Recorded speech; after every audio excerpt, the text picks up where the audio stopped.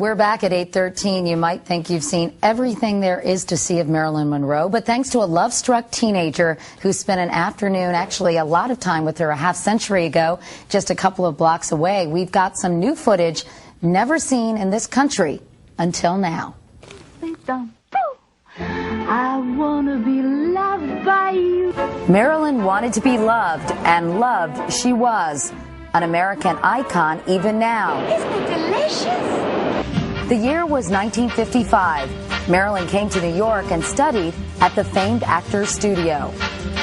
A 14-year-old boy from the Bronx named Peter Mangone donned a suit and tie and skipped school to catch a glance of the star outside her hotel. First came autographs and snapshots, and then magic. Heaven, I'm in heaven. Marilyn invited Peter along as she walked down Fifth Avenue, playing to his amateur camera. Long after their afternoon date, Peter went on to become a roller derby star and hairdresser to the stars. He thought the film had been lost forever until his brother found an old collection of movies in their father's home. Among them, this gem, Marilyn on the Streets of New York. Isn't it romance? Just as Peter remembered her. Peter Mangone, good morning. So nice to have you here. Thank you for having me. So you were obsessed with Marilyn Monroe pretty much when Beyond you were 14 belief. years old. Beyond belief. And you used to dress up in a suit or a coat and tie and hope to catch a glimpse of her when she was in New York City, right? Now that I'm older, I can tell the story. I used to really cut school. I used to get up every day and put on a shirt and tie because I read she was coming to New York to go to the Actors Studio and she was going to be at the Gladstone Hotel. And that was like, to me, I think it was either Sidney Skolsky or Earl Wilson had mentioned it.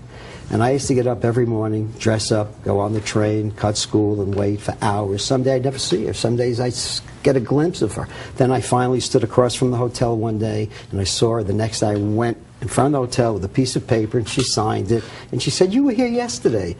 She said, "You had a red tie on." She says, "Weren't you cold?" Because it was freezing. Aww.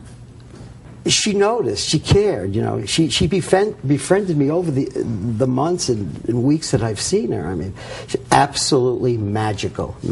I know that sometimes you would take still pictures of her, right? That's how I first did it. I would get an autograph, right? And then the next day I have a reason to go back. Then I'd go back with a little brownie camera, take the picture, and then those days you had to send it out and get it back, and then I'd bring it back and she'd sign it. It's on one of the pictures.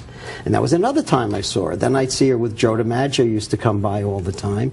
And she was great. She used to tell me, she used to give me rides to the subway if it was raining. She would give me, one day she gave me candies to take home, and I ate most of them on the subway. On the subway home, I used to like pretend I was coming from a date. And with Marilyn Monroe? With Marilyn, of course. And I'd embellish, well, you know, this, and I have her over my house. My mother, Ida, was a cook, and she knew that. By the way, she knew my mother was a chef, and she said, one day, she said, "Peter, how's Ida's meatball?" Pete, she called it. "Pete, how's Ida's meatballs?" I said, "The best. Why?" She says, "What's with you and Italians and their meatballs?"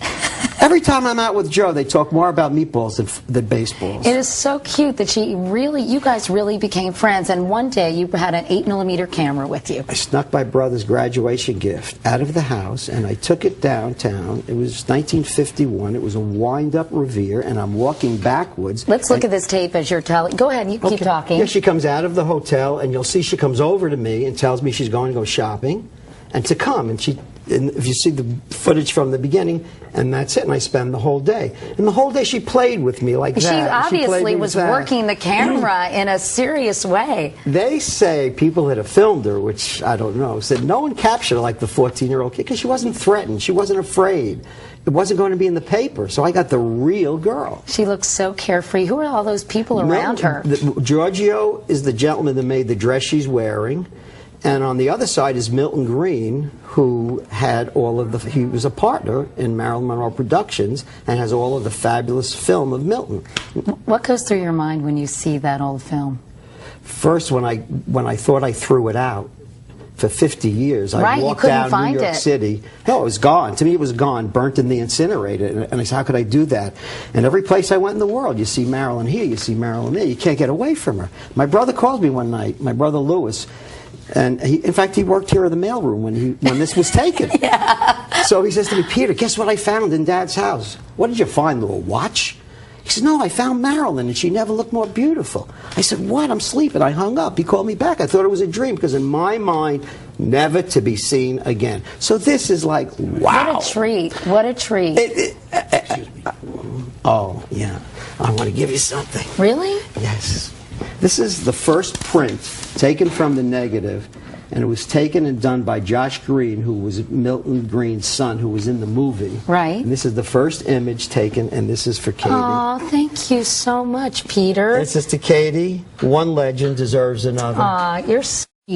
Thank you so much for that. Daughter. I know you're big My fans. daughter Carrie is obsessed with Marilyn Monroe as well, and she has pictures of her all over her room. So we'll add See, this. then I'm not the only one. This will be the centerpiece of the collection. Peter Mangone, thank you so much. Thank you so much for having me. And good luck with the film. And good luck to you. Thank you. And we'll be back with much more today, right after this. Come back here, Peter.